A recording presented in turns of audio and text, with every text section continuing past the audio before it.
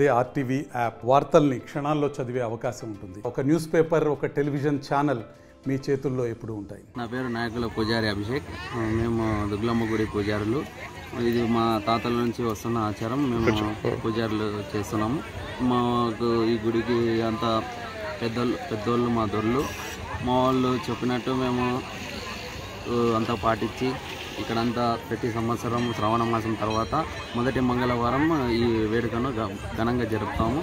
ఇక్కడ వేప చీరలు తిరగడం అనేది చాలా ప్రత్యేకత. వేప చీరలు తిరగడం వలన జనాలకు రోగ నివారక రోగాలకు సంబంధించిన వ్యాధులు కానీ ఏదైనా కానీ దూరంగా అమ్మవారు వాటిని దూరంగా పెడుతుందని జనాలు ఒక గట్టి బలమైన నమ్మకం. అలానే దాన్ని కొనసాగిస్తూ మా దొరలు ఇప్పటి వరకు అట్లానే దాన్ని కొనసాగిస్తున్నారు. అమ్మవారి టెంపుల్ చాలా ఫేమస్ టెంపుల్. ప్రతి సంవత్సరం కూడా చాలా చాలా గొప్పగా జరుగుతుంది ఇక్కడ జాతర. ఎందరో ఎక్కడెక్కడి నుంచో గదగ్ జిల్లా, తర్వాత దావణగిరి, బళ్ళారి మరి చుట్టుపక్కల ప్రాంతాల నుండి చాలా దగ్గర నుండి వచ్చి ఇక్కడ అమ్మవారి జాతరకు వస్తారు. అమ్మవారి దయ చాలా ఇదిగా ఉంటుంది. ఎవరైనా కూడా ఇక్కడ బాగా చేసి అన్ని పూజలు చేసుకుంటే కన్నా వాళ్ళ కోరికలు తప్పకుండా నెరవేరుతాయి. కాబట్టి అందరూ ఎక్కడి నుండో కూడా వస్తారు.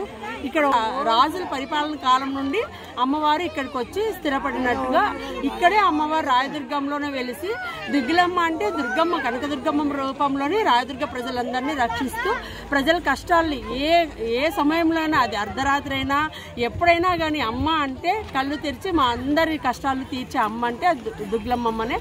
కాబట్టి అందరు కూడా జాతరకు వచ్చి అమ్మని దర్శనం చేసుకొని అందరు కూడా ఆశీస్సులు పొందాల్సిందిగా కోరుచున్నాం. రాయదుర్గంలో ఇక్కడ మొదట కొండ మీద భూపతి రాయలోని పరిపాలించేవాళ్ళు. అది శ్రీకృష్ణదేవరాయల కాలం నాటి వాళ్ళు వంశస్థులైనటువంటి దొరలు ఇక్కడికి దుగ్లమ్మ గుడిని ఇక్కడ ఫస్ట్ ఒక వేప వృక్షం ఉంటే అక్కడ నుంచి అమ్మవారిని తీసుకొచ్చి కొండ మీద నుంచి ఇక్కడ స్థాపించినట్టుగా అప్పుడు పూర్వకాలం నుండి అది వస్తున్న సంప్రదాయము. అందరికీ నమస్కారం. ప్రతి ఏడాది శ్రావణ మాసం తర్వాత వచ్చే మొదటి మంగళవారం దుగ్గిలమ్మ జాత్రి రాయదుర్గంలో ఘనంగా జరుగుతుంది. ఈ యొక్క జాతరలో భక్తులు వాళ్ళు కోరుకున్న మొక్కుల్ని తీర్చుకునడానికి వేప చీర కట్టుకొని దేవాలయ ప్రదక్షిణం చేస్తారు.